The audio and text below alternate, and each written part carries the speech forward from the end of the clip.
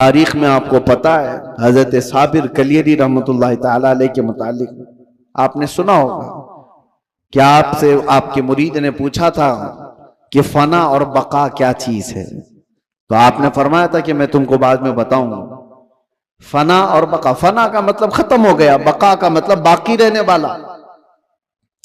تو آپ کا انتقال ہوا، آپ کا غسل کفن سب کر کے جنازے کے لیے رکھا گیا، تو کون آگے بڑھے نماز پڑھانے کے لیے؟ صفیں لگی ہوئی تھی، ہزاروں کی تعداد میں لوگ موجود تھے۔ ایک گھوڑ سوار آئے، چہرے پر کپڑا پڑا تھا، سیدھے وہ امامت کے آگے بڑھ گئے، نماز پڑھا لیا۔ سارے لوگ ان کے پیچھے نماز بھی پڑھ لی، کسی نے پوچھا نہیں۔ اور وہ آئے ہوئے بزرگ نماز جنازہ پڑھا کر نکل رہے تھے، تو ان کے وہ مرید خاص جو صابر کلیری کے تھے، انہوں نے ان کو پکڑا اور پوچھا آپ کون ہیں؟ ہمارے پیر و مرشد کی نماز جنازہ پڑھانے والے آپ کون ہیں؟ اچانک آئے اور پڑھا کر جا رہے ہیں۔ کپڑا انہوں نے چہرے سے ہٹایا تو وہ صابر کلیری ہی تھے، صابر علاء الدین کلیری۔ ہو سکتا ہے آج کے ماڈرن زمانے میں لوگ اس کو کہانی سے تعبیر دیں۔ آپ نے فرمایا تم نے مجھ سے سوال کیا تھا نا فنا اور بقا کیا چیز ہے، وہ جنازے میں جو ہے وہ فنا ہے، اور یہ تیرے سامنے ہے یہ بقا۔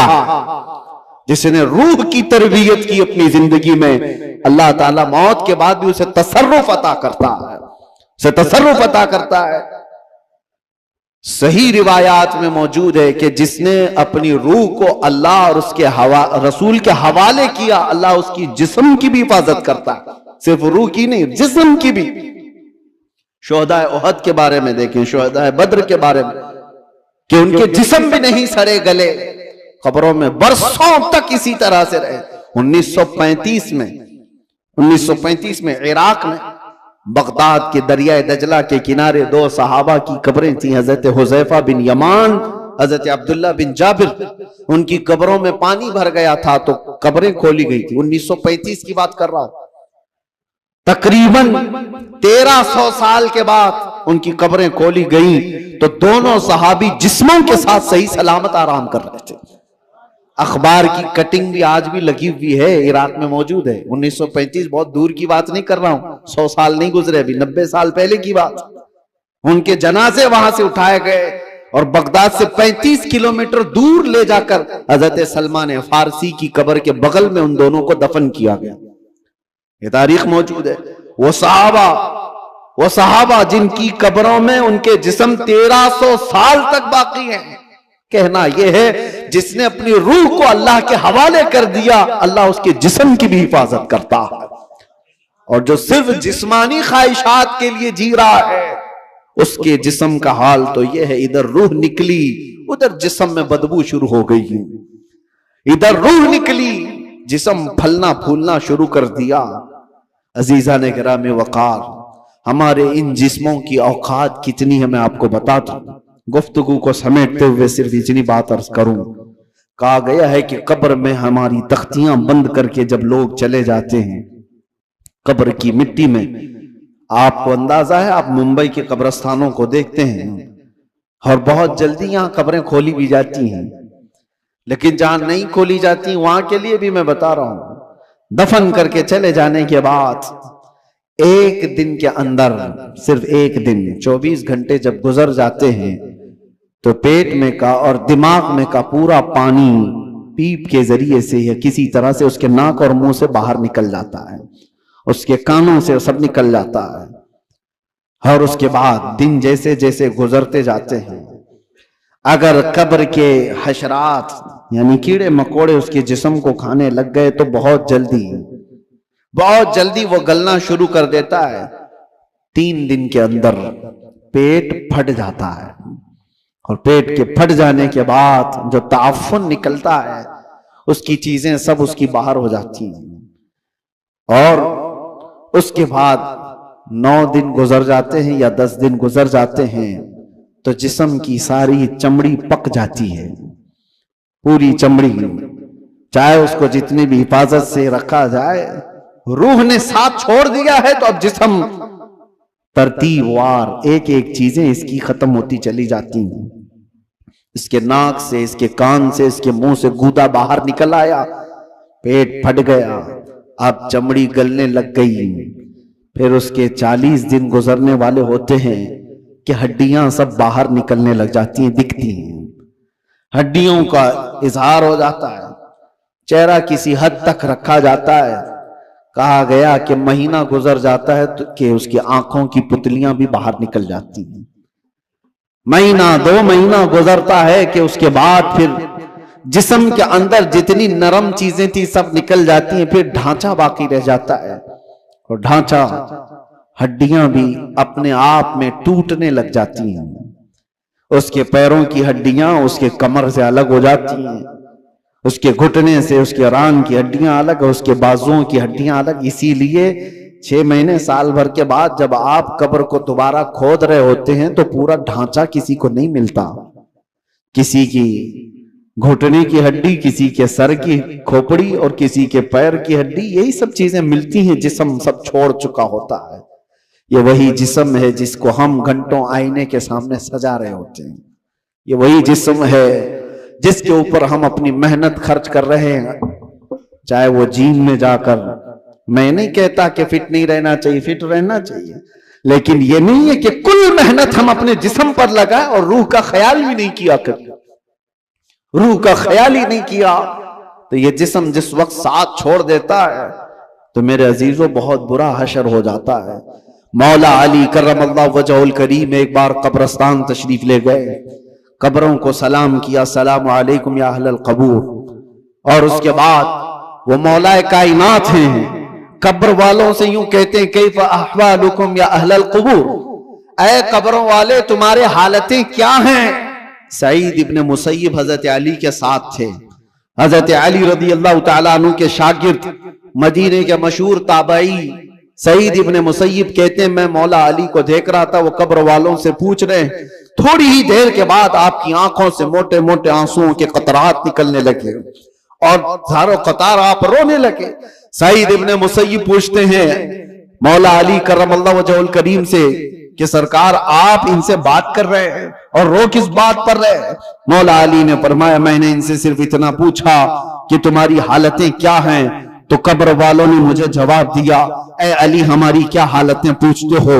اس چہرے کو رب تبارک و تعالیٰ نے بچھوؤں کی غذا بنا دیا ہے جس کو ہم سجایا کرتے تھے، ان بالوں کو جن میں ہم کنگا کرتے تھے پیپ نکل آیا ہے، کیڑے کھینچ رہے ہیں، ہماری ان آنکھوں کو آج خیرہ کر دیا گیا ہے، ان آنکھوں کو سیاہ کر دیا گیا ہے، ہمارے وہ بازو جس پر ہمیں بڑا ناز تھا ہم آج ہلا بھی نہیں پاتے اور ان کو بڑی مضبوطی کے ساتھ توڑ دیا گیا ہے، ختم کر دیا گیا ہے۔ حضرت علی کرم اللہ وجہہ الکریم سعید ابن مسیب سے کہتے ہیں قبر والوں کے یہ جواب سن کر بتاؤ کیا میں مسکرا سکتا ہوں، کیا میں ہنس سکتا ہوں؟ تو پھر اللہ کا خوف ہے کہ میں زاروں قطار رو پڑا۔ میرے عزیزو ہم سب بھی اسی منزل کے راہی ہیں، ہم بھی اسی آخری مکان کے مسافر ہیں جہاں ہم سب کے ساتھ یہ ہونا ہے۔ اس لیے جب تک رب تبارک و تعالیٰ نے ہمارے جسم میں روح باقی رکھا ہے اس روح کی توجہ کرو، اس کی تربیت کرو، ورنہ وقت گزر جانے کے بعد قرآن پاک میں ہے کئی ایسے لوگ ہیں جو کہتے ہیں رب تعالیٰ سے، کیا کہتے ہیں؟ لو کننا نرد، اے اللہ اگر کاش ایک بار ہم کو تو لوٹا دے، کننا نعمل، ہم بہت اچھا عمل کریں گے، عملا صالحا، ہم نیک بن کر کے آئیں گے، لو نورد، ہم لوٹا دیے جائیں، اگر ایک بار ہمیں دوبارہ دنیا میں بھیج دے ہم پکے مومن بن کر کے آئیں گے، ہم نیک عبادتگار بن کر کے آئیں گے۔ رب تعالیٰ فرماتا ہے کلا، ہرگز نہیں، جو وقت تھا وہ بیت چکا، اب عمل کا وقت نہیں، اب صرف حساب کا وقت ہے، اب صرف حساب کا وقت ہے۔ اسی لیے عربی میں ایک مقولہ میں پڑھتا تھا اپنے طالب علمی کے زمانے میں نے تو اپنے سرانے پر اس کو لگایا ہوا تھا، حاسبو قبل ان تحاسبو، اپنا حساب پہلے پورا کر لو اس سے پہلے کہ تمہارا حساب لیا جائے، اپنا کیلکولیشن پورا کریکٹ کر کے رکھ لو کہ اس سے پہلے کہ تمہارا حساب لیا جائے۔ عزیزان گرامی آج ہماری زندگیاں ایسی ہیں، ہم انکم ٹیکس کے ڈر سے تو اپنا حساب پورا صحیح کرنے کی کوشش تو کرتے ہیں، سی اے کو دے دیا، اس کو دے دیا، سب سے پوچھ تاچھ کر کے کہ کہیں کوئی لوپ ہولز نہ رہ جائے تاکہ ہم پکڑ میں نہ آئیں۔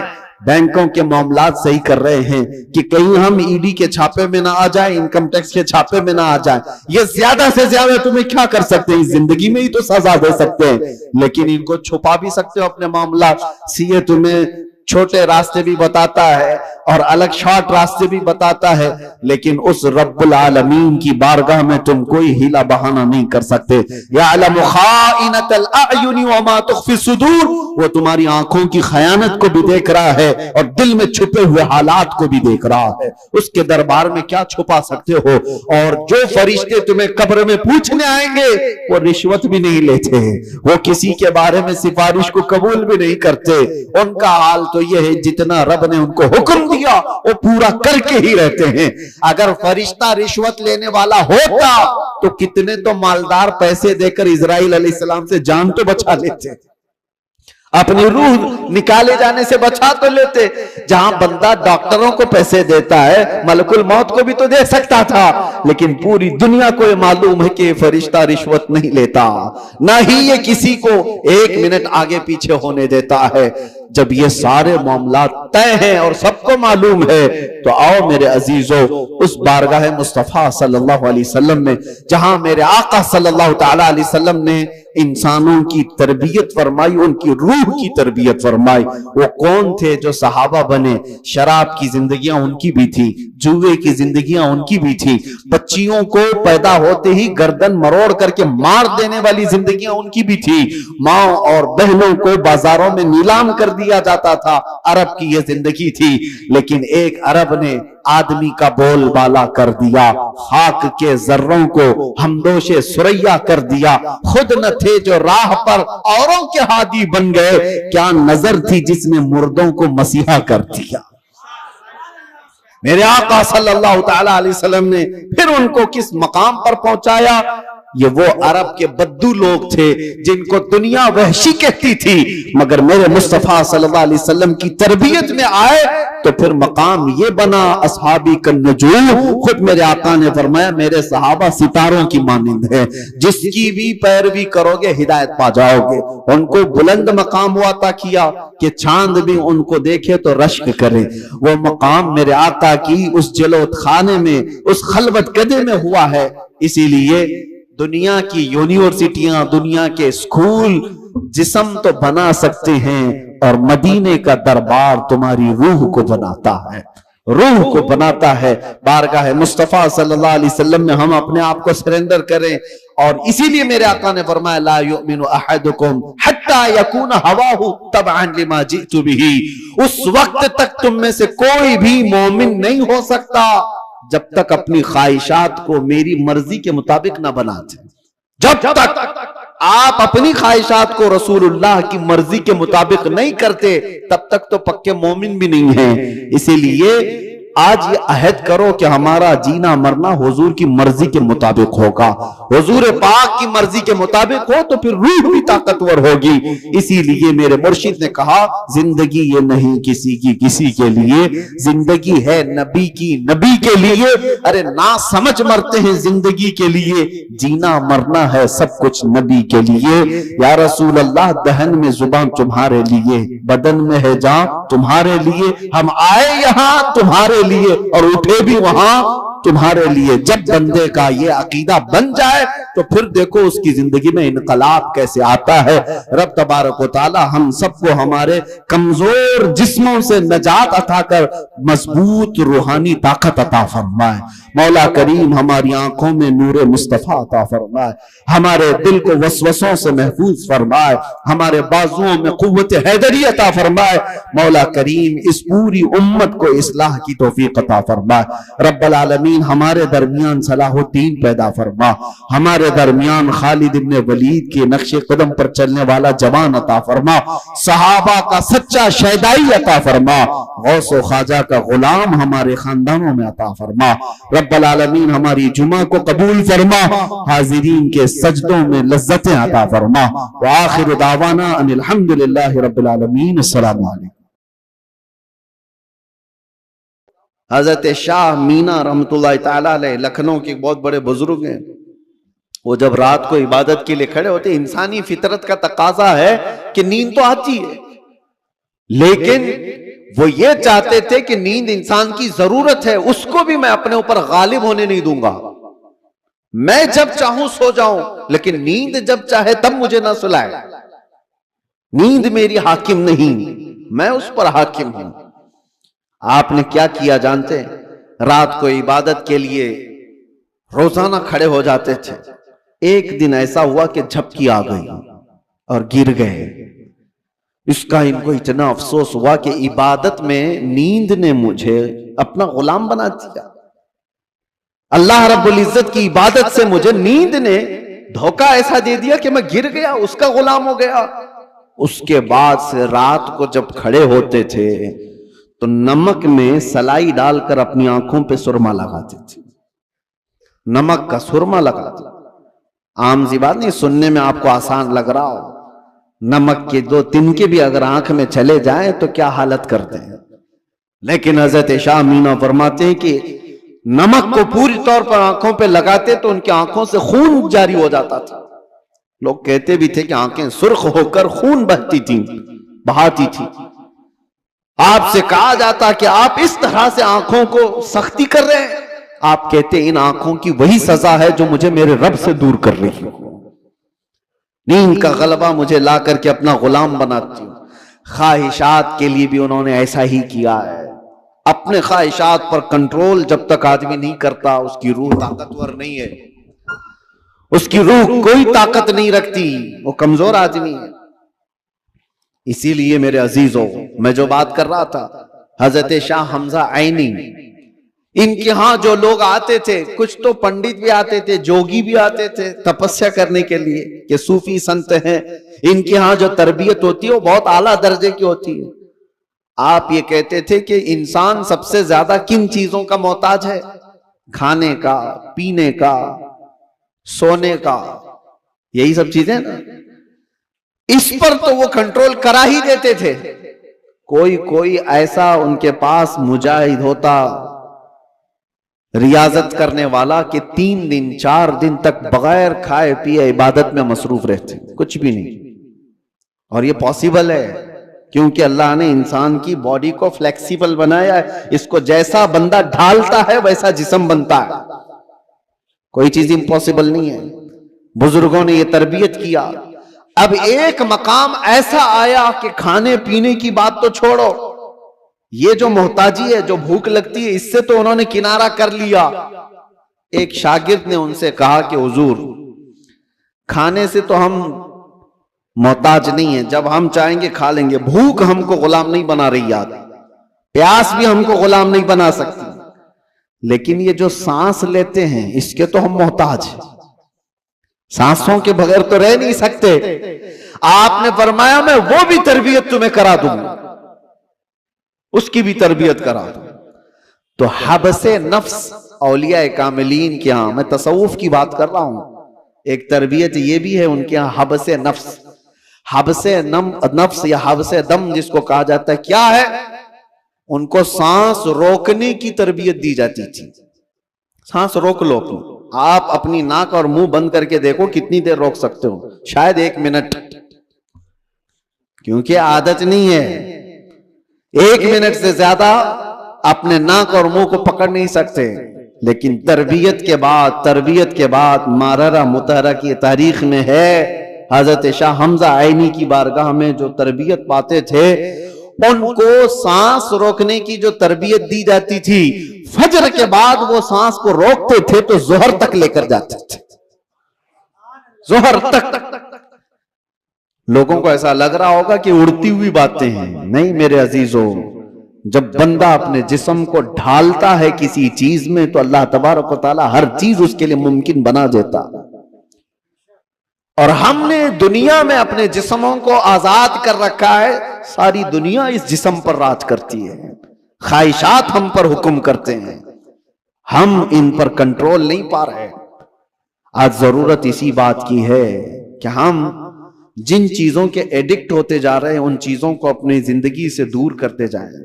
کوئی خواہشات ایسی ہیں جو میرے اوپر حاوی ہو رہی ہوں، ان خواہشات سے اپنے دامن کو چھڑانے کی کوشش کریں. اور یہی تربیت بارگاہ مصطفیٰ صلی اللہ علیہ وسلم کی تھی.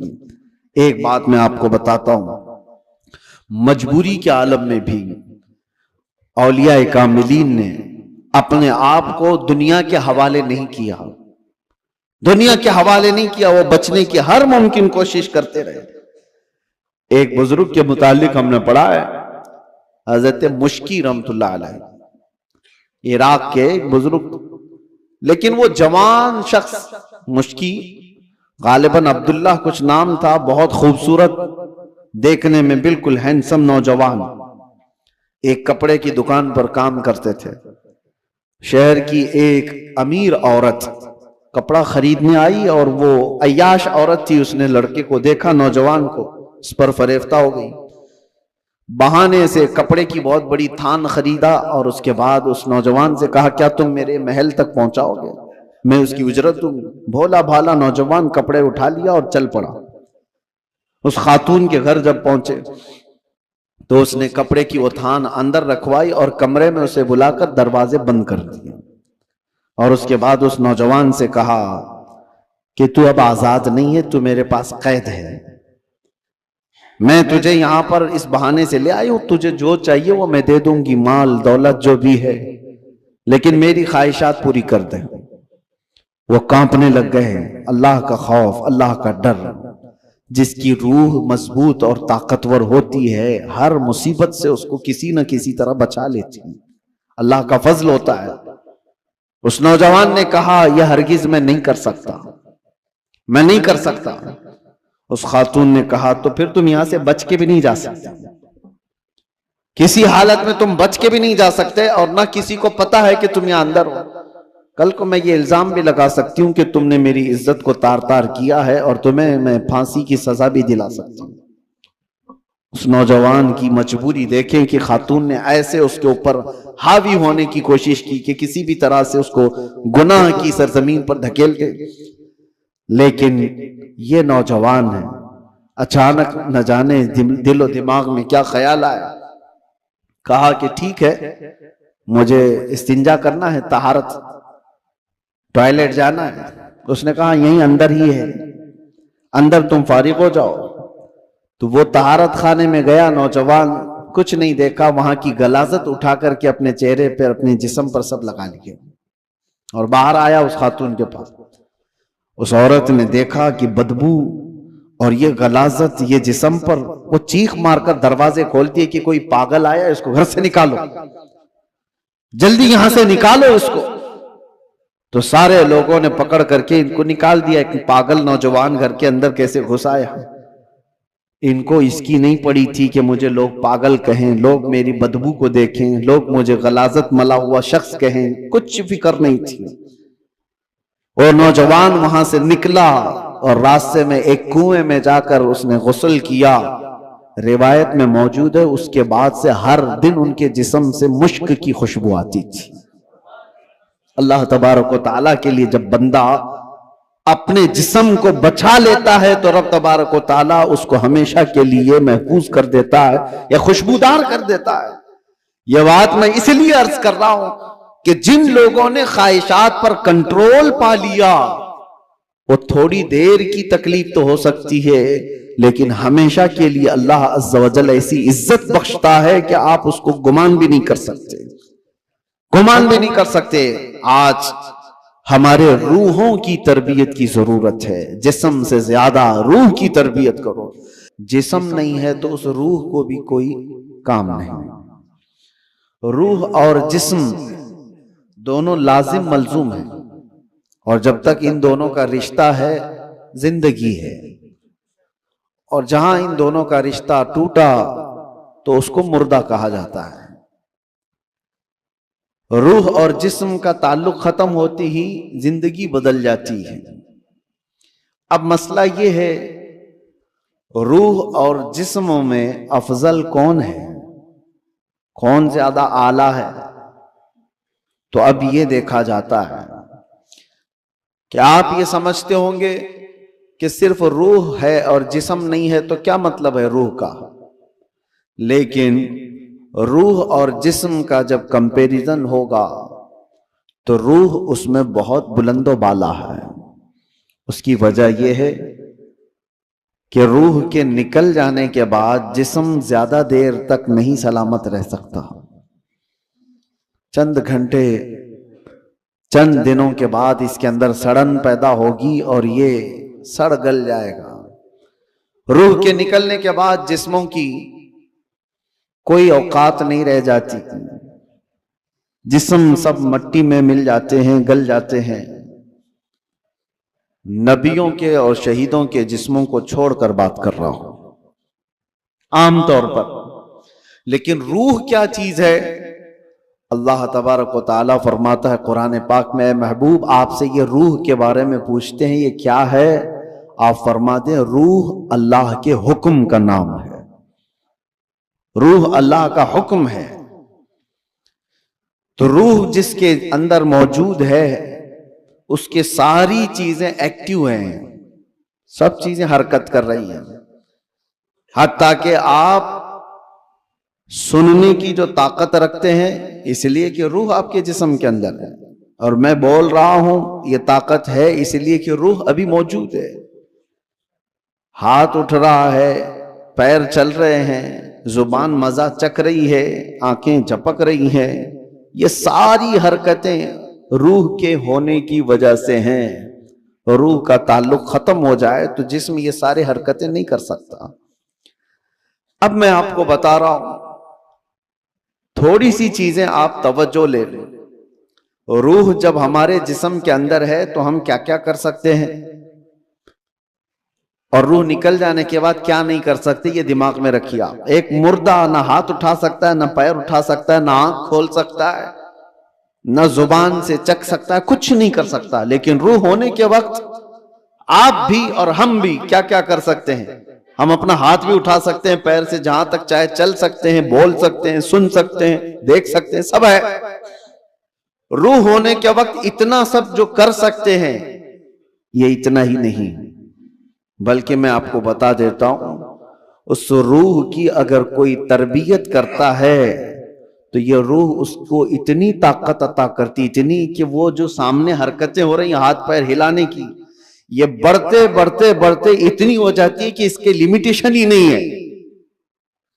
روح اس کو اتنی طاقت پہنچاتی ہے کہ آج روح میرے اندر ہے، میں سامنے کی دیوار تک دیکھ رہا ہوں، اور روح طاقتور ہو جائے تو ہو سکتا ہے وہ مشرق میں بیٹھ کر مغرب کے حالات کو دیکھ رہا ہو، وہ شمال میں بیٹھ کر کے جنوب کے حالات دیکھ سکتا ہے۔ روح کی طاقت جب بڑھ جاتی ہے تو ہو سکتا ہے آج میرا ہاتھ جتنا لمبا ہے وہاں تک کی چیز چھو سکتا ہوں، پکڑ سکتا ہوں، لیکن روح کی طاقت جب بڑھ جاتی ہے تو بیٹھے بیٹھے مدینہ طیبہ سے ملک شام میں بھی کسی کی مدد کر سکتا ہے۔ اب میں آتا ہوں اسی گفتگو پر، تو پھر میرے عزیزوں روح کی تربیت کے لیے کیا کرنا چاہیے؟ پورے دنیا بھر کے آپ دوسرے مذاہب میں بھی دیکھیں گے، ریلیجنز، وہ لوگ بھی تپسیا کر رہے ہیں، آتما کی شکتی حاصل کر رہے ہیں، الفاظ الگ ہیں، اور وہ پاور آف سول کہتے ہیں کرسچن لوگ، ہندو لوگ آتما کی شکتی کہتے ہیں۔ اس کے لیے وہ دنیا کو ترک کر رہے ہیں، کچھ کلمات کے جاپ کر رہے ہیں، کسی نہ کسی طرح سے وہ اپنی روح کو بڑھانے کی کوشش کر رہے ہیں۔ تو سب ادیان میں یہ کوئی ایک کانسیپٹ پایا جاتا ہے۔ میں آپ کو بتاتا ہوں اصلی روح کی طاقت وہ ہے، روح نے اگر اپنے رب کو پہچان لیا تو یہ سب سے بڑی طاقتور ہے۔ اور روح جس وقت اللہ رب العزت کو، اپنے خالق کو پہچان لیتی ہے تو وہ رب تبارک و تعالیٰ کی قرب پانے کا جو اس کا مقام ہے وہ ولایت کا مقام ہے، اور وہیں سے اس کی طاقت کا اضافہ ہو جاتا ہے۔ ہمیں اس روح کی تربیت کیسی کرنی ہے، روح کی تربیت کیسی ہو؟ دیکھیں آپ کو ایک سمپل سی بات بتا رہا ہوں، جسم کو صبح ناشتہ نہ کرو، دوپہر کا کھانا نہ کھاؤ تو شام تک آپ ہلنے لگ جائیں، اور اگر 3 وقت کا کھانا چھوڑو تو کمزوری جسم پر اور چہرے پر ظاہر ہونے لگ جائے گی۔ کیوں؟ اس لیے کہ جسم کو بھوک لگتی ہے اور ہم کھانا کھاتے ہیں، اسی طرح روح کو بھی بھوک لگتی ہے۔ روح کی غذا اللہ کا ذکر ہے، ذکر اللہ ہے، اور جب بندہ اللہ کا ذکر کرتا ہے تو اس کی روح تر و تازہ ہوتی ہے۔ اور یہاں تو برسوں سے اللہ کا ذکر ہی نہیں کیا تو کسی کی روح بیمار اتنی ہو چکی ہے کہ اسے کچھ نہیں پتا، صرف چلتا پھرتا ایک لاشا ہے، چلتا پھرتا ایک جسم ہے، روح تو ہے موجود لیکن بڑی کمزور اور بڑی غریب۔ اس روح کو طاقتور بناؤ اللہ کے ذکر سے، ذکر اللہ سے۔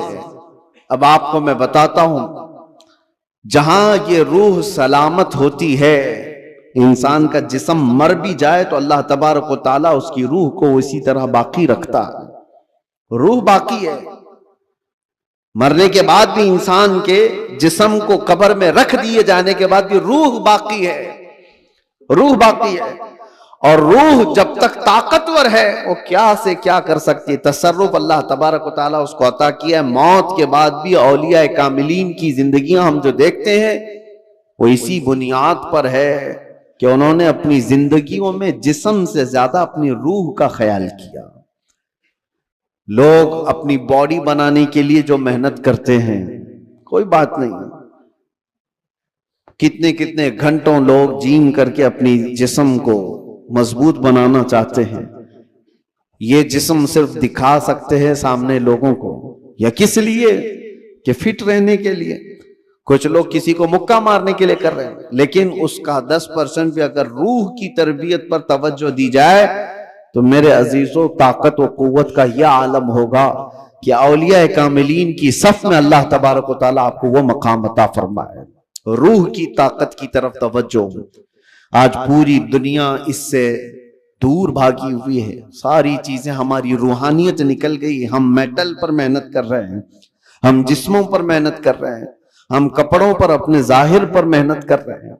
روح کے لیے جو اولیاء کاملین کے ہاں تربیت ہوتی تھی وہ خال خال نظر آ رہے ہیں۔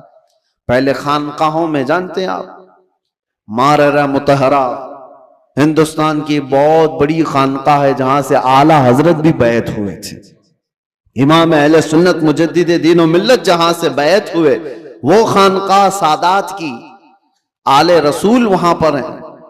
حضرت شاہ حمزہ عینی رضی اللہ تعالیٰ نے بڑے پائے کے بزرگ ہیں، ان کے پاس لوگ آتے تھے تربیت حاصل کرنے کے لیے، اپنے زندگیوں کو سنوارنے کے لیے، یہی روح کی تربیت کے لیے۔ تو ان کو کیا کیا کرایا جاتا تھا پتہ ہے؟ سب سے پہلی چیز ان کی تربیت یہ ہوتی تھی کہ جو چیز تمہاری زندگی میں حاوی ہونے کی کوشش کر رہی ہے اس سے اپنے آپ کو چھٹکارا دلانا۔ جو تمہارے اوپر حاوی ہو رہی ہے، چاہے وہ نیند ہو یا بھوک ہو یا کسی چیز کی چاہت ہو، اگر حاوی ہو رہی ہے، غالب ہو رہی ہے تو اس سے نجات حاصل کر لو، تب تمہاری روح پاورفل ہوگی، ورنہ تم غلام بن کر کے رہو گے، اپنی خواہشوں کے غلام بن کر کے رہو گے۔ ابھی من کیا بریانی کھانے کا، بھاگ کر چلے گئے، تم خواہش کے غلام ہو، تم ظاہری چیزوں کے غلام ہو۔ نیند تمہیں غلام بنا کر رکھی ہے، جب وہ آئی تو تم تو لمبے ہو گئے۔ تمہارا کنٹرول نیند پر نہیں، تمہارا کنٹرول بھوک پر نہیں، بلکہ وہ چیزیں تم پر کنٹرول رکھی ہوئی ہیں، تو سمجھ لو کہ تم کمزور آدمی ہو۔ تعالیٰ نے فرمایا پہلے پارے میں، ثم قست قلوبهم من بعد ذلك فهي كالحجارة او اشد قسوا، لوگوں کے دل پتھر کی طرح سخت ہو گئے، نہیں بلکہ اس سے بھی زیادہ سخت ہو گئے۔ اللہ فرما رہا ہے کچھ لوگ ایسے ہیں جن کے دل پتھروں سے زیادہ سخت ہوتے ہیں، پتھر میں کوئی چیز داخل بھی نہیں ہوتی، اندر سے کوئی چیز باہر بھی نہیں آتی۔ تو جس کا دل سخت ہو گیا ہے، ہدایت کی کوئی بات اس کے دل میں داخل بھی نہیں ہوتی اور کوئی بھی اچھی بات وہ قبول بھی نہیں کرتا، انہی لوگوں کے متعلق قرآن کہتا ہے سم بکم عمی فہم لا یرجعون۔ یہ کس کے لیے ہے؟ اندھے ہیں، گونگے ہیں، بہرے ہیں، وہ اب لوٹنے والے نہیں۔ قرآن میں اللہ تعالیٰ فرماتا ہے ختم اللہ علی قلوبہم وعلی سمعہم وعلی ابصارہم غشاوہ، اللہ نے ان کے دلوں پر مہر لگا دیا، ان کی آنکھوں پر، ان کے کانوں پر پردے پڑے ہوئے ہیں، ان کے لیے دردناک عذاب ہے۔ میرے عزیزو یاد رکھو، ایک مومن کے لیے سب سے پہلی چیز قلب کا تصفیہ، دل کا علاج کرانا۔ دل کا علاج سے مراد کسی کارڈیالوجی کے پاس جا کر کے نہیں، وہ تو خون کی نالیوں کو تو صحیح کر لے گا، لیکن دل کے اندر جو گناہوں کا میل ہے اس کو کوئی کارڈیالوجی صحیح نہیں کرتا، اس کو ڈاکٹرز نہیں صحیح کریں گے۔ اور یہ بیماری نہ تمہیں ایکس رے میں بھی نظر نہیں آئے گی، ہاں اس کی نشانیاں بزرگوں نے بیان کی ہیں، تم خود پرکھ سکتے ہو۔ اگر قرآن پڑھنے میں دل نہیں لگتا ہے تو سمجھ لو کہ دل کالا ہو رہا ہے۔ مسجد میں زیادہ دیر بیٹھنے میں دل نہیں لگتا ہے تو سمجھ لو کہ دل کالا ہو چکا ہے۔ اللہ کی راہ میں خیرات کرنے سے دل ہاتھ نہیں اٹھتا تو سمجھ لو کہ دل پورا کالا ہو چکا ہے۔ ایسی نشانیاں بہت ساری ہیں۔ آیات قرآنیاں پڑھی جا رہی ہیں، سننے کا شوق نہیں، لیکن وہی گانے گھنٹوں سنتا ہے، یہ دل کے کالے ہونے کی علامات ہیں۔ تھوڑی دیر اپنے والدین کو دیکھ نہیں سکتا، لیکن گھنٹوں غیر محرم عورتوں کو دیکھنے کا شوق ہے۔ کلام پاک کو تھوڑی دیر کے لیے نظر بھر کر کے دیکھنا نہیں چاہتا، لیکن موبائل میں گھنٹوں بیٹھا رہتا ہے۔ یہ تمام چیزیں دل کے سیاہی کی علامات ہیں میرے۔ اگر علاج نہیں کیا تو یہ پتھر ہو جائے گا، یہ پتھر ہو جائے گا، اور پھر اس کا علاج بھی نہیں ہو پاتا۔ اسی طرح مرے دل کے ساتھ دنیا سے وہ چلا بھی جاتا ہے۔ آخر اس دل کی صفائی کیسے کی جائے؟ کون سا صابن، کون سا سرف، کون سا پانی لے کر کے اس دل کو دھوئیں تو صاف ہوگا؟ نہیں میرے عزیزو، یہ دل صرف اور صرف اللہ کے ذکر سے پاک ہوتا ہے۔ قرآن نے کہہ دیا الا بذکر اللہ تطمئن القلوب، تو اس دل کی صفائی جو ہے اللہ کے ذکر سے ہے۔ اب ایک بڑی بات میں آپ کو بتاؤں، فقہ کا ایک قاعدہ ہے، قانون ہے، شریعت کا ایک مسئلہ ہے۔ زمین پر اگر نجاست پڑ گئی کیسے پاک کریں گے آپ؟ کھلی زمین تھی، گوبر پڑا ہوا ہے، پاک کرنے کا طریقہ، ہر چیز کو پاک کرنے کا طریقہ الگ الگ ہے۔ مسائل آپ پڑھیں گے تو سمجھ میں آئے گا۔ کپڑے پر لگے تو دھونا ہے، بدن پر لگے تو دھونا ہے، برتن پہ لگے تو دھونا ہے، الگ الگ طریقے ہیں سب نجاستوں کو پاک کرنے کا۔ کپڑے پر اگر نجاست لگی ہے تو 3 مرتبہ دھونا ہے آپ کو۔ کوئی غلیظ نجاست لگ گئی تو، نجاست کی بھی 2 قسمیں ہیں، خفیف اور غلیظ۔ غلیظ کا مطلب جیسے پیشاب، پاخانے وغیرہ، خفیف کا مطلب حلال پرندوں کی بیٹ وغیرہ۔ تو یہ نجاست کو دھونے کے الگ الگ طریقے ہیں، لیکن ان میں سے اگر کہیں زمین پر نجاست لگی تو اسے کیسے دھوئیں گے آپ؟ کھلی زمین، میدان ہے باہر، اور نجاست گر گئی ہے، اس کے پاک کرنے کے 2 طریقے بزرگوں نے لکھے ہیں، فقہاء کرام نے لکھے ہیں۔ پہلا طریقہ یہ ہے کہ بارش اتنی آ جائے کہ وہ نجاست بہہ جائے، بارش اتنی آ جائے، توجہ ہے نا، زمین کے پاک ہونے کے 2 طریقے ہیں۔ بارش اتنی آ جائے کہ نجاست وہ بہہ کے چلی جائے۔ دوسرا طریقہ ہے یا تو دھوپ اتنی زیادہ پڑ جائے کہ وہ نجاست سوکھ کر کے ختم ہو جائے، وہ زمین پاک ہو گئی۔ یا تو بارش سے زمین پاک ہوگی یا تو دھوپ سے زمین پاک ہوگی۔ یہ 2 قاعدے ہیں شریعت کے۔ نجاست یا تو بہہ کے چلی جائے یا سوکھ کر کے چلی جائے، سوکھ کر کے جب ختم ہو گئی تو وہ زمین پاک ہو گئی۔ اب آئیے میں یہ بات کیوں بتا رہا ہوں۔ مشہور صوفیہ اکرام نے فرمایا، اے بندے اسی طرح تیرے دل کی جو زمین ہے اس پہ اگر گناہوں کی نجاست لگ جائے تو اسے بھی دھونے کے 2 طریقے ہیں، اسے پاک کرنے کے 2 طریقے ہیں۔ جس طرح زمین بارش کے برسنے سے پاک ہو جاتی ہے، اسی طرح تیرے دل کی زمین اللہ کے ذکر سے پاک ہوگی۔ اللہ کا ذکر برسات ہے، یہ بارش ہے، قرآن کی تلاوت بارش ہے۔ جیسے ہی بندہ ذکر کرنے لگتا ہے اس کے قلب پر اللہ کے انوار برسنا شروع ہو جاتے ہیں، وہ نجاست بہہ کے چلی جائے۔ اور دوسری، وہ آج کے زمانے میں مشکل ہے، اگر دل کی زمین نجاست سے ملوث ہو گئی ہے، ناپاک ہو گئی ہے۔ ایک طریقہ میں نے زمین کا بتایا بارش کا، دوسرا طریقہ ہے دھوپ کا۔ دل کی نجاست کو دھونے کے لیے ایک ذکر الہی کی برسات، یا تو پھر شیخ کامل کی نگاہوں کی گرمی سے، شیخ کامل کے نگاہوں کی گرمی سے نجاست پاک ہو سکتی۔ یہ دو طریقے ہیں۔ شیخ کامل کا حصول معمولی بات نہیں ہے، اس میں برسا برس لوگ تلاش میں لگانا چاہیے، لیکن یہاں تو آج حال یہ ہے کہ کہیں سے کوئی بھٹک کے پیر میرے گھر آ جائے میں اس کا دامن پکڑ لوں گا۔ در حقیقت جسے اپنے بیماریوں کو صحیح کرنے کی طلب ہے وہ سچے پیر کی تلاش میں گھومتا پھرتا رہے گا، یہ نہیں کہ بازار میں بیٹھ کر کے انتظار کرے گا۔ اسے تو ڈھونڈتے رہنا چاہیے کنٹینیو کہ کہیں مجھے شیخ کامل ملے جو میرے دل کے مرض کا علاج کرے، جس کے پاس بیٹھوں تو مجھے گناہوں سے نفرت پیدا ہو جائے اور میرے دل کے اندر گناہوں کی جو نجاست ہے اس کی نگاہوں کی گرمی سے دھل جائے۔ اور یہ دو چیزیں ہوتی رہی ہیں۔ آپ کو میں یہ دونوں چیزیں اگر سناؤں، بابا فرید الدین گنج شکر رحمۃ اللہ تعالی علیہ یہ خود جو ہے اپنے، ظاہر سی بات ہے قلب میں ان کے نجاست کی بات تو میں نہیں کروں گا، لیکن انہوں نے 12 سال کنٹینیو ایک جنگل میں کھڑے ہو کر کے ذکر کیا۔ ان کے جسم پر بیلیں لپٹ گئی تھی، وہ درختوں میں چھپ گئے تھے، لوگ پہچانتے بھی نہیں تھے، 12 سال تک وہاں رہ گئے اور ذکر الہی میں مشغول تھے۔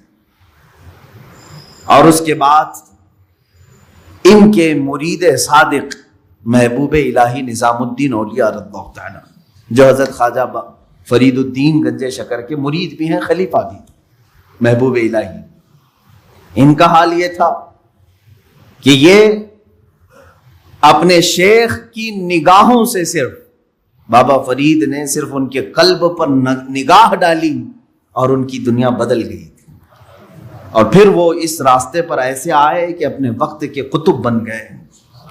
تو یہ ہوتا ہے شیخ کے نگاہ کی گرمی یا تو دلوں کو بہت پاک کر دے اور بہت اعلیٰ بنا دے، یا تو پھر ذکر الہی کی کثرت کہ بندے کے دل کو پاک و صاف کرے۔ یہ دو ہی چیزیں ہیں میرے عزیزو، یہ دو کو چھوڑو گے تو پھر یہ زمین اتنی نجس ہو جائے گی، اتنی نجس، یوں سمجھ لو کہ کوئی ایک زمین، جیسے ہمارے ہبلی کے باہر بھی کہیں ڈمپنگ گراؤنڈ تو ہوگا جہاں سارے لوگ کچرا پھینکتے ہیں، ہے، اس کے پاس سے گزرو گے تو ناک پکڑ کر کے جانا پڑے گا۔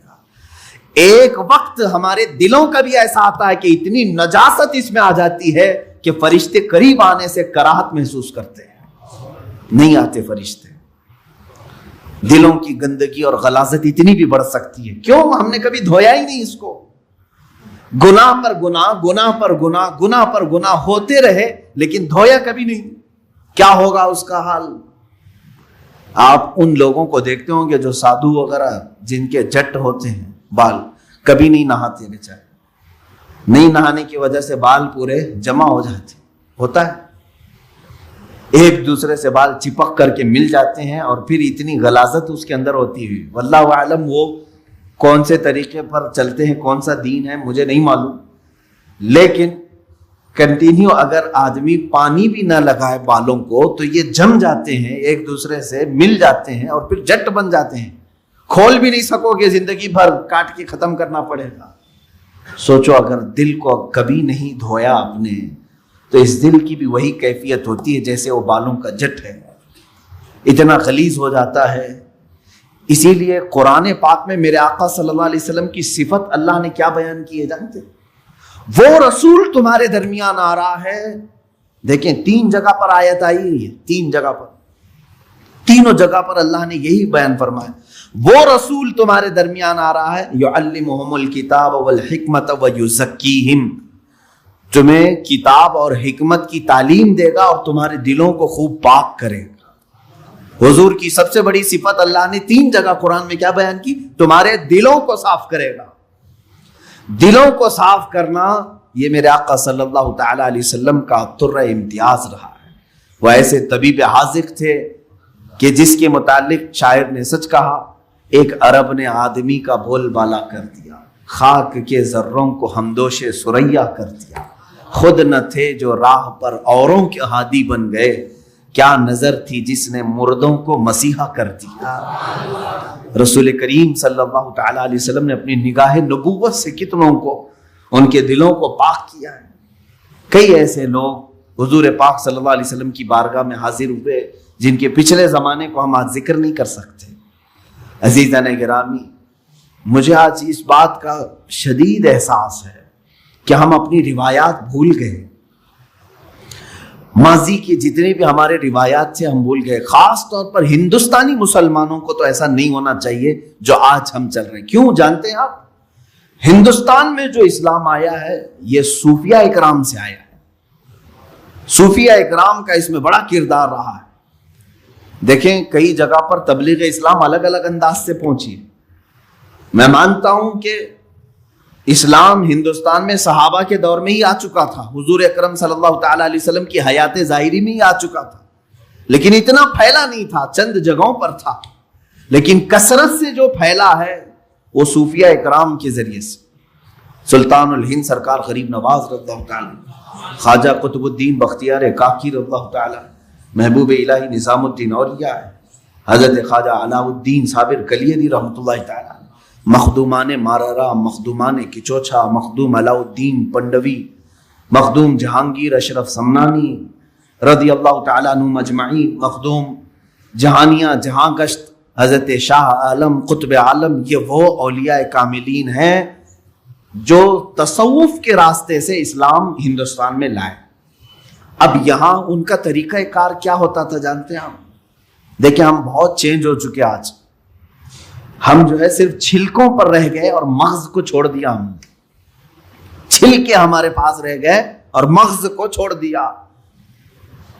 ہم آج جلسے اور تقریروں میں ہیں، لیکن یہ تقریریں کس لیے ہوتی تھی جانتے ہیں؟ ایک بھولے بھٹکے بندے کو قریب کر کے سمجھا کر کے اس کو ذکر الہی کی طرف لانے کے لیے تقریر ہوتی تھی.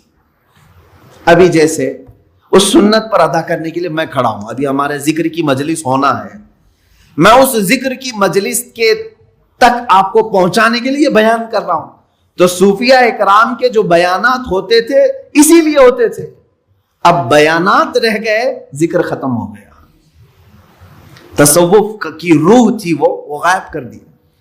خانقاہیں ہیں آج بھی، خانقاہوں میں سے یہ سارے ریت رواج ختم کر دیے گئے، کیونکہ بہت سارے خانقاہ الا ماشاءاللہ، سب کی بات نہیں کرتا ہوں، اب خامخواہ ہو گئے ہیں.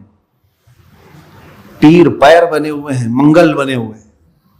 وہاں پر صرف پیروں کا حال یہ ہے. دیکھا پھر آپ یہ سوچتے ہوں گے کہ پیروں کا ٹاپک پھر شروع ہوا، اس لیے کہ نقصان بھی انہی سے ہو رہا ہے. جتنا فائدہ مشائخ اور پیران اعظام سے دین کو ہوا ہے اتنا نقصان بھی ان سے ہوتا ہے. اس کے لیے مجھے بتانا ضروری ہے.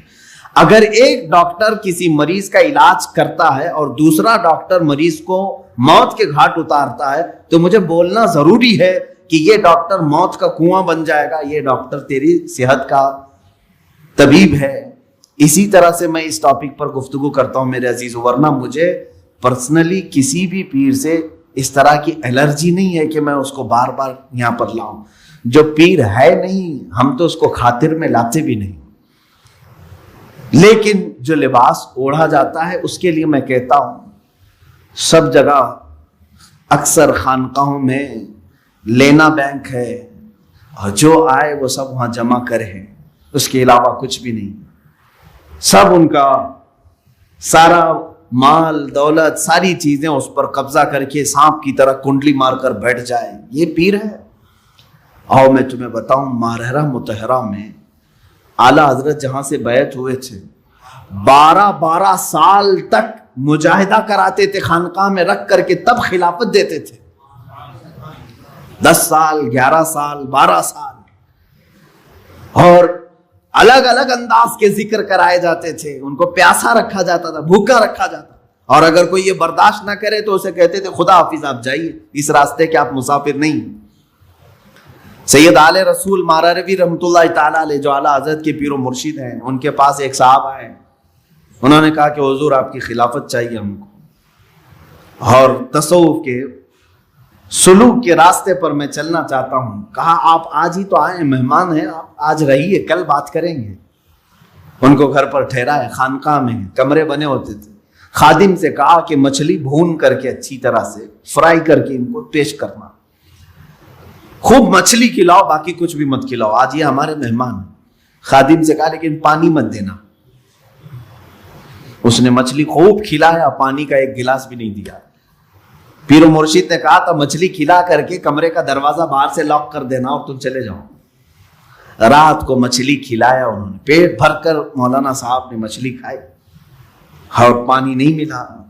وہ چیختے رہے، چلاتے رہے. مچھلی جب پیٹ میں جاتی ہے تب بھی پانی مانگتی ہے، بہت تیز پیاس لگتی ہے، کیونکہ وہ پانی میں رہنے والی چیز ہے. جب پیٹ میں جاتی ہے تو تب بھی اسے پانی کی ضرورت ہے. وہ تڑپنے لگے، پکارا پکارا پکارا، کوئی نہیں آیا. چلانے بھی لگے، یہ کون سی مہمان نوازی ہے، یہ کیا کر رہے ہیں. وہ بیچارے رات بھر اسی طرح پیاس کی شدت میں تڑپتے رہے. صبح ہو گئی، پارا گرم تھا. صبح کے وقت خادم نے دروازہ کیا کھولا کہ اس پر حملہ کر دیا. کہا کہ یہ بھی کوئی مہمان نوازی ہے، یہاں پر لا کر کے مچھلی کھلایا، پانی نہیں دیا، میں رات بھر تڑپتا رہا. کہاں ہے حضرت تمہارے؟ حضور بیٹھے ہوئے تھے، سید آل رسول رحمۃ اللہ علیہ. وہ چیختے چلاتے ہوئے آئے.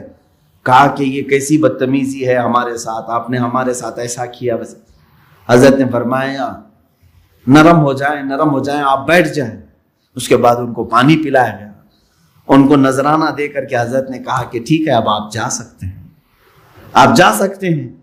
انہوں نے کہا یہ کل رات کیا ہوا؟ کہا اس راستے کی پہلی پیاس برداشت نہیں کر سکے اور ذکر کے اور خلافت کے بوجھ کو کیسے اٹھا پاؤ. اب خلافت اتنی آسان کر دی گئی کہ ہول سیل مل رہی، ایک کی لینے جاؤ 10 کو دے دیا جائے گا. عزیزان گرامی، اولیاء کاملین کہ میں بات کہاں سے چھیڑا ہوں، میری بات یہ تھی کہ ہندوستان کے مسلمانوں کو کم سے کم مغز تصوف کو بھولنا نہیں چاہیے تھا، کیونکہ ہمارے ہاں اسلام آیا ہی اس راستے سے تھا. جانتے ہیں کہ صوفیہ اکرام اسلام کی تبلیغ کرتے تھے تو سب سے پہلے ذکر کی تلقین کرتے تھے. اتنے اذکار تمہارے گھر گھر میں ذکر کی آواز آتی تھی، گھر گھر میں. محبوب الہی نظام الدین اولیاء رحمۃ اللہ تعالی علیہ کے زمانے میں ہی یا ان کے بعد غالباً حضرت اورنگزیب رحمۃ اللہ علیہ کے زمانے میں، مجھے خیال نہیں پڑتا ہے. اورنگزیب ہاں چونکہ وہ شریعت کے بہت زیادہ پابند تھے، ان کے زمانے میں ایک بزرگ یا محبوب الہی ہو جو بھی ہو، دلی میں وہ اپنے چند مریدین کو لے کر خیمے کے اندر بیٹھے ہوئے تھے. خیمہ جانتے ہیں نا، ٹینٹ.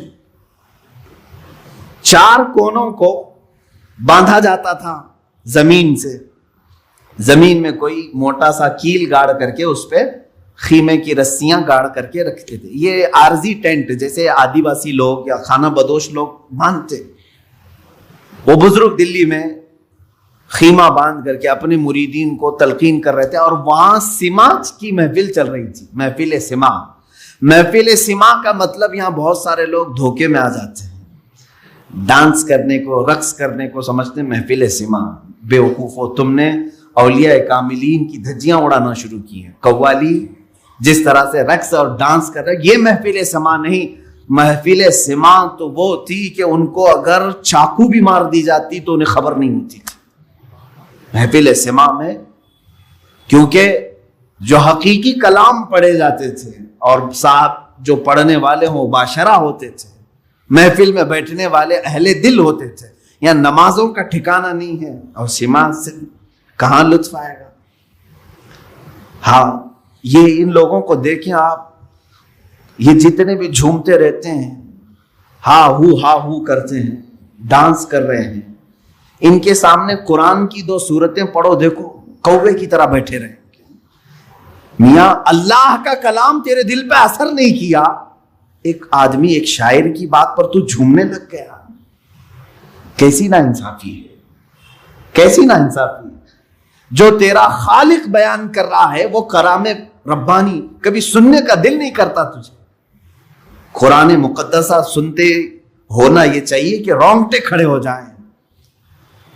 ہاں یہ اور بات ہے کہ ہمیں اشعار اردو کے سمجھ میں آتے ہیں تو ٹھیک ہے ہم جھومتے ہیں، لیکن یہ اس کو جو سما کہا جا رہا ہے وہ غلط ہے۔ سما کیا تھا وہ میں آپ کو بتاؤں۔ اصلی سما، دلی کے وہ بزرگ اپنے مریدین کے ساتھ بیٹھے ہوئے ہیں، سما میں مشغول تھے۔ سما ایک طرح کا ذکر الہی ہے، اللہ کی حمد بیان کی جاتی تھی اشعار میں۔ بادشاہ وقت کا ایک نگران تھا، وہ بڑے عالم دین تھے، انہوں نے کہا تھا کہ کوئی بھی اس طرح کے حرکتیں نہیں ہونی چاہیے، کہیں پر بھی طبلے بج رہے ہوں، باجے بج رہے ہوں، یہ سب ان کے ہاں الاؤڈ نہیں تھا۔ اس زمانے میں جو بادشاہ تھے وہ شریعت کے بہت پابند تھے، تو ان کے نگراں نے پولیس کو حکم دے دیا کہ دیکھو اس میں ایک فقیر بیٹھا ہے، 10-12 مریدین ہیں، یہاں سما چل رہا ہے، اس کیا کریں؟ انہوں نے حکم دیا کہ چاروں رسیاں کاٹ دو، خیمہ ان کے اوپر گر جائے۔ لکڑیوں کا خیمہ ہوتا تھا۔ پولیس گئی، ان کی چاروں خیمے کے جو رسیاں تھی سب کو کاٹ دیا، چاروں رسیوں کو کاٹا۔ وہ خیمہ جو ہے اسی طرح سے ہوا میں معلق رہا کہ ان کے اوپر کسی کے اوپر بھی نہیں گرا، کسی پر نہیں گرا۔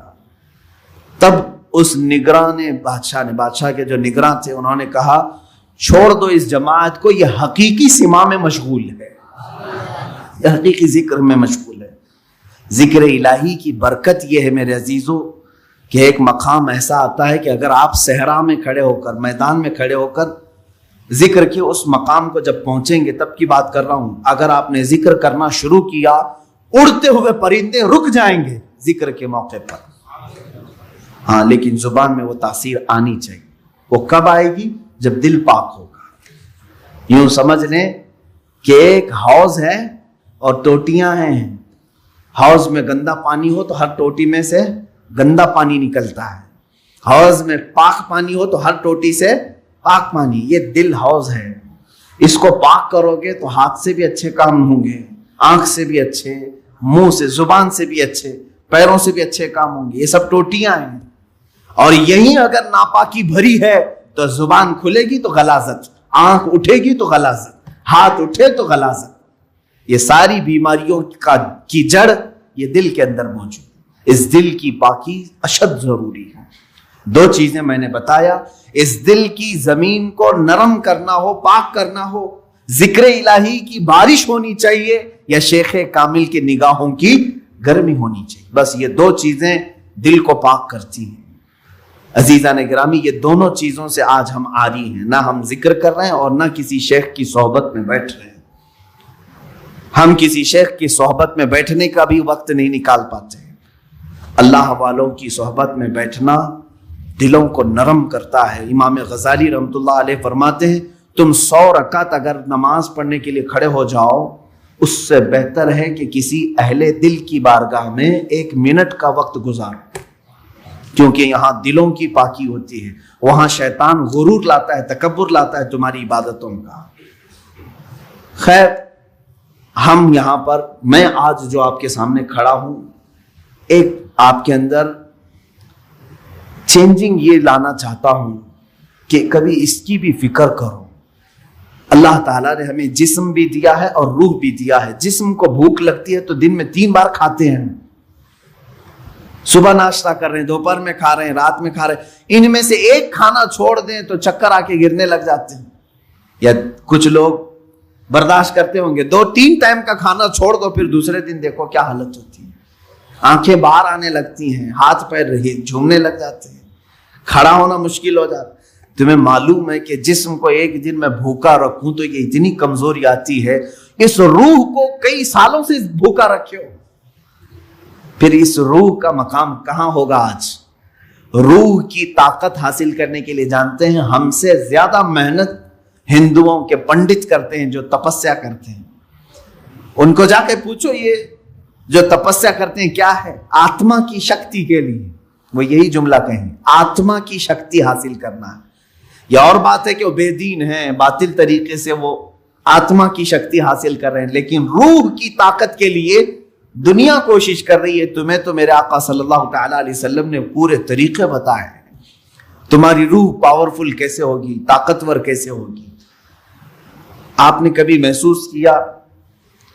اب میں آپ سے ایک بات یہ پوچھتا ہوں، ایک بھاری بھرکم، ظاہر سی بات یہ ڈیسک ابھی 2-3 لوگ مل کر کے اٹھاتے ہیں، ایک آدمی کو اٹھانا ہو تو وہ طاقتور ہونا چاہیے، طاقتور آدمی یہ اٹھائے گا۔ ایک یہ چھوٹا سا ڈیسک ہے، میں اس سے بڑی چیز کی بات کروں، ایک ایسا تخت ہے کہ 80 گز لمبا ہے، 40 گز چوڑا ہے، اتنا ہی موٹا ہے، اور اس پہ سونے چاندی جواہرات جڑے ہوئے ہیں، اور اس تخت کو اس زمانے کے 80 لوگ مل کر کے نہیں اٹھا سکتے تھے، سلیمان علیہ السلام کے زمانے کے ایک امتی نے تنے تنہا ایک ہاتھ سے اٹھایا اور پلک جھپکنے سے پہلے بارگاہ سلیمانی میں پیش بھی کیا۔ یہ واقعہ کہیں اور کا نہیں، قرآن کا ہے، 19ویں پارے میں موجود ہے۔ ایک ان کی بات۔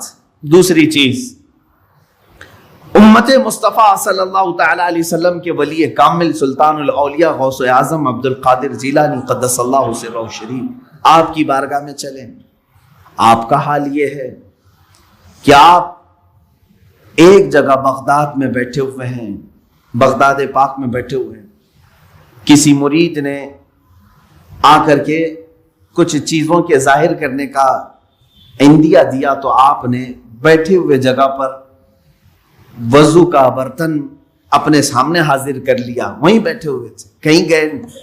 اس کے علاوہ آپ کا یہ فرمان کہ اگر میں کسی مردے کو ٹھوکر مار دوں تو اللہ کے حکم سے وہ زندہ ہو جائے۔ اب ان کے پاس کون سی طاقت تھی؟ وہ آصف بن برخیہ سلیمان علیہ السلام کے امتی اتنا بھاری بھرکم تخت اٹھا کر کے لا رہے ہیں، کیسی باڈی ہوگی ان کی، کتنی طاقت ہوگی۔ یہاں شیخ عبد القادر جیلانی قدس اللہ سرہ الشریف مردے کو ٹھوکر مارے تو وہ زندہ ہو جائے، کتنی طاقت ہے آپ کے اندر۔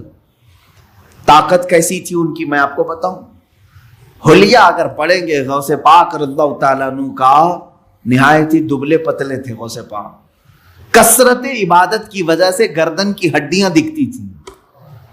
غوث پاک رضی اللہ تعالیٰ عنہ نحیف تھے، یعنی موٹا بدن نہیں تھا آپ کا، دبلا بدن۔ سرکار غوث پاک رضی اللہ تعالیٰ عنہ کبھی کبھار تو ایسا ہوتا کہ کثرت بھوک کی وجہ سے غش کھا کر گر جاتے تھے۔ یہ جسمانی طاقت کی بات کر رہا ہوں۔ تو پھر ایسی کمزوری ہے اگر جسم کے اندر، ایسا نحیف شخص ہے کوئی اور وہ اتنا بڑا کام کر کے دکھائے کہ ٹھوکر مارے تو مردہ زندہ ہو، یہ کون سی طاقت ہے؟ سمجھ میں آیا کہ میرے عزیزوں، ساری طاقتیں جسم کی نہیں ہوتی، کچھ طاقت روح کی بھی ہوتی ہے۔ ان اولیاء کاملین کے پاس جو طاقت و قوت تھی وہ روحانی پاور تھا، اس کو ان لوگوں نے اتنا بلند کر رکھا تھا کہ جسم کے طاقت کی کبھی انہیں ضرورت بھی نہیں پیش آتی۔ آج اس طاقت کی طرف آؤ، مہینے میں ایک مرتبہ، ہفتے میں ایک مرتبہ، بلکہ ہونا یہ چاہیے کہ جس طرح میرا مولا کنٹینیو ہمیں انعامات و اکرامات کی بارشیں فرما رہا ہے، روز ہم اس کا ذکر کریں۔ ذکر کے الگ الگ طریقے ہیں، ایک تو اجتماعی طور پر ہم یاد کرتے ہیں، ایک ہوتا ہے تنہائی میں بیٹھ کر کے آپ اسے یاد کریں۔ اللہ تبارک و تعالیٰ ہر ذکر کو قبول کرے۔ رات کے وقت بستر پہ چلے گئے تو بغیر ذکر الہی کے نہ سوئیں۔ ذکر کا مطلب ضروری نہیں کہ 100 مرتبہ یہ چیز وہ چیز کرنا چاہیے۔ اللہ رب العزت کو جس حالت میں بھی یاد کرو گے اس کو ذکر الہی کہتے ہیں۔ ذکر الہی، اس کا اثر کیا ہوگا جانتے ہیں آپ؟ اس کا اثر یہ ہے، اللہ اکبر، آیت میں پڑھتا ہوں، اس کا مطلب آپ کو سمجھ میں آ جائے گا۔ اللہ نے فرمایا فَاذْكُرُونِي أَذْكُرْكُمْ وَاشْكُرُوا لِي وَلَا تَكْفُرُونَ، تم میرا ذکر کرو میں تمہیں یاد کروں گا، اور تم میرا شکر کرو، ناشکری نہ کرو۔ ایک ہی جملے پر توجہ دیں، اللہ نے کیا فرمایا؟ فَاذْكُرُونِي أَذْكُرْكُمْ۔ یہ دوسرے پارے کی آیت ہے، تم میرا ذکر کرو میں تمہیں یاد کروں گا۔ اللہ تو کیسے یاد کرے گا؟ بندوں کو کیسے یاد کرے گا؟ یہ سب سے بڑا پوائنٹ ہے، سب سے بڑا انعام ہے۔ اللہ جس بندے کو یاد رکھ لے پھر اس کا کچھ بھی نہیں ہونے والا ہے۔ اللہ جس بندے کو یاد کرے، کب وہ یاد رکھتا ہے، کب یاد کرتا ہے جانتے ہو؟ جب تم ذکر کرتے کرتے پوری عمر بتا گئے، جوان تھے تب بھی ذکر کرتے تھے، بڑھاپے میں بھی اللہ کا ذکر کرتے، اللہ اللہ اللہ کرتے رہے، لا الہ الا اللہ کرتے رہے، اسے یا حی یا قیوم بیٹھتے اٹھتے پکارتے رہے۔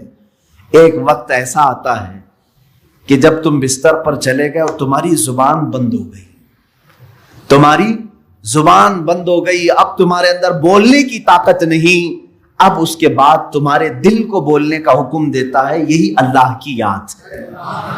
جب تم چپ ہو جاؤ گے پھر اللہ تمہیں یاد کرے گا۔ اور پھر میں نے ایک بزرگ کے متعلق پڑھا، ان سے ان کے مرید نے پوچھا کہ اللہ ہمیں کیسے یاد کرے گا؟ انہوں نے کہا تو یہاں یاد کر، جب تجھے قبر میں رکھ کر کے سارے چھوڑ جائیں گے وہ تنہا تجھے یاد رکھے گا، جہاں تجھے ضرورت ہے وہ وہاں یاد کرے گا۔ تو یہاں آج یاد کر لے اسے، آج اس کا ذکر کر لے، وہ تجھے تنہا کبھی نہیں چھوڑے گا۔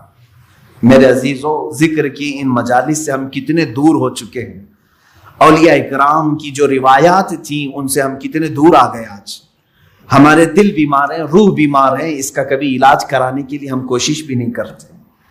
میں چاہتا ہوں کہ آج ان اذکار کی طرف ہم جائیں جو اولیاء اکرام سے منقول ہیں، بزرگان دین نے یہ اذکار کیے ہیں جس کے بعد انہوں نے اپنے مریدین کو خاطر خواہ نتائج بھی عطا کیے ہیں۔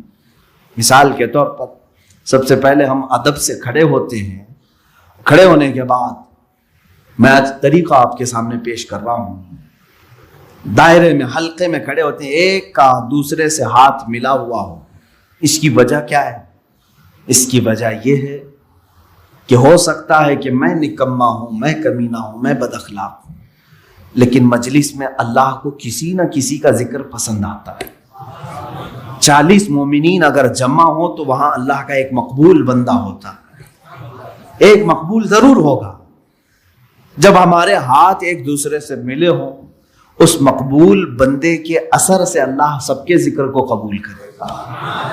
جڑا ہوا ہے نا ایک دوسرے سے۔ دوسری چیز اس کے آداب ہیں۔ اس کے آداب میں یہ ہے کہ جب ذکر کے لیے حاضر ہوں تو میں بتاؤں گا، سارے وسوسوں سے اور سارے خیالات سے اپنے دماغ کو، اپنے دل کو آزاد کرنا چاہیے۔ صرف تصور یہ ہونی چاہیے کہ میں اکیلا ہوں اور میرا مولا میرے سامنے ہے۔ جب میری پیشی ہوگی اللہ کی بارگاہ میں، میں کیسے کھڑا رہوں گا، اللہ جب مجھ سے حساب کتاب لے رہا ہوگا میں کس طرح کھڑا ہوں، بس یہ تصور کر کے اس کی بارگاہ میں ذکر کے لیے کھڑا ہونا ہے۔ اس کے بعد دیکھو تمہارے جسم کے اندر جو کیفیت آئے گی وہ نہایت تبدیل کرنے والی کیفیت ہو۔ تمہارا دل خود بخود رونا شروع کرے گا جب تم اپنے دل کی طرف توجہ کرو گے۔ ایک بات یہ بھی یاد رکھیں، اللہ رب العزت کو یاد کرنے کے بعد بندے کی آنکھوں سے آنسو آنے چاہیے۔ کیوں؟ اس سے بھی پتہ چلتا ہے کہ زمین نرم ہے یا سخت ہے۔ روڈ پہ بارش ہو تو کوئی پودا نہیں اگتا، 10 سال بھی بارش ہو پودا نہیں اگتا۔ نرم زمین پر ایک دن بارش ہو دوسرے دن گھاس نکل آتی۔ کیوں؟ بارش کا کیا قصور ہے؟ بارش ایک ہی ہے برسنے والی، وہ نرم زمین پہ بھی وہی بارش برس رہی ہے، روڈ پر بھی وہی برس رہی ہے، لیکن دونوں جگہ اثر الگ الگ کر رہی ہے۔ اسی طرح میرے عزیزو، ذکر الہی کی یہ بارش ہے، قرآن کریم کی تلاوت بارش ہے، یہ جب تمہارے دل پر برستی ہے، نرم زمین ہوگی تو فوراً آنسو نکل آتے ہیں۔ سخت اور بنجر دل ہو جائے تو وسوسے، خیالات ادھر ادھر آدمی کو دوڑاتے رہتے ہیں، کبھی نیند آئی، کبھی بغا سے آئے، جمائیاں آئی، یہ تمام چیزیں ہوتی رہتی ہیں، اس کا دل حاضر نہیں رہتا۔ اسے چاہیے کہ کنٹینیو پھر اپنے دل کا علاج کرے، زیادہ سے زیادہ ذکر کی مجلس میں شرکت کی کوشش کرے اور خود اپنے طور پر ذکر کو بجا لاتا رہے۔ یہ میں آداب آپ کو بتا رہا ہوں۔ اس کے علاوہ میں کھڑے ہونے کے بعد